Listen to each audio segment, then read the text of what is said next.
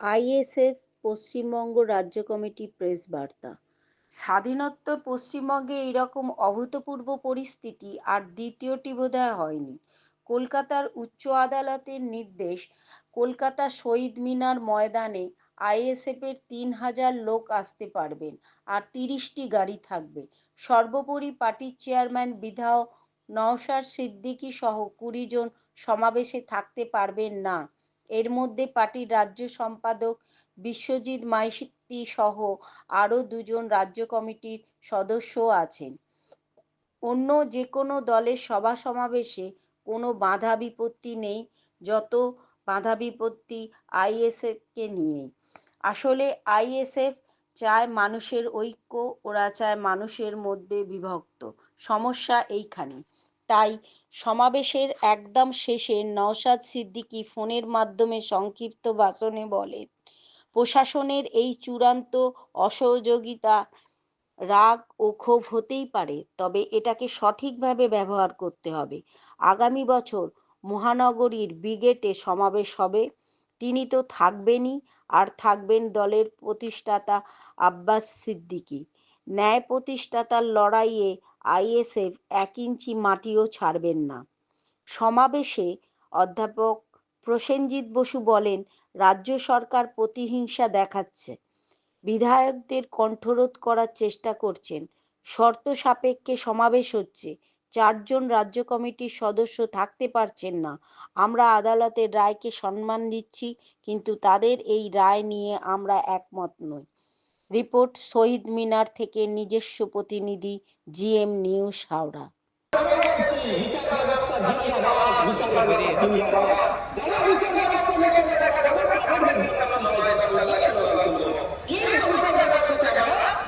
যে সমাবেশ করে দেখালো, এটা হচ্ছে আমার বড় ভাইদের অনেক দিনের স্বপ্ন। আমি ধন্যবাদ জানাই যারা উপস্থিত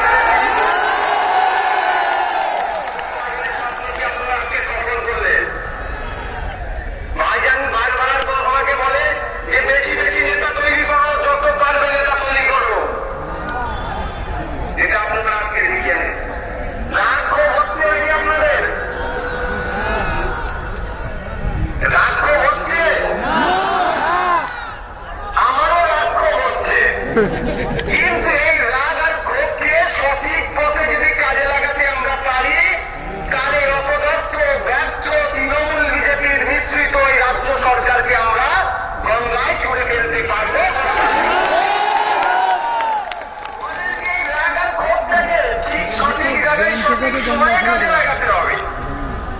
তবে আজকে আমি একটা ঘোষণা দিচ্ছি, আমাকে যেহেতু আমাদেরকে কোর্ট যে নির্দেশনা দিয়েছে, সেই জন্য তো আমরা যেতে পারছি না। আমার বড় ভাইজান যেতে চেয়েছিলেন, আমি তাকে অনুরোধ করে আটকে দিয়েছি। তাকে বলেছি, চলুন 2 ভাই মিলে 2026-এ ব্রিগেডে যাবো।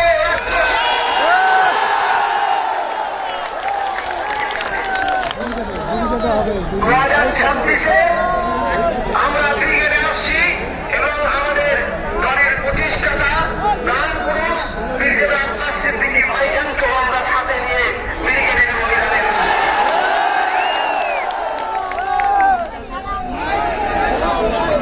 আজকে আটকানো হচ্ছে কেন আইএসএফকে?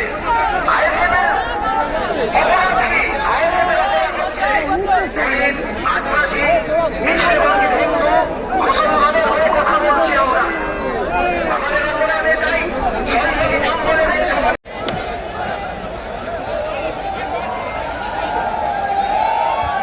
কোন ধরনের প্ররোচনায় পা দেবেন না।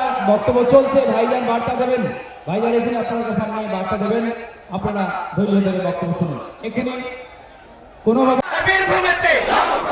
সবাই দেখো, পুলিশ দেখো, পুলিশ দেখো, পুলিশ দেখো, বাবুরা দেখো, বাবুরা দেখো, মমতা দেখো, মমতা দেখো, অভিষেক দেখো, এ সরকার দেখো, এ সরকার দেখো, নটোরিয়াস জেলা তুমি দেখো। ইনকলাব জিন্দাবাদ, ইনকলাব জিন্দাবাদ, ইনকলাব ইনকলাবি জিন্দাবাদ। আজকের ওদিকে সমাবেশ সফল হলো। ইনকলাব জিন্দাবাদ।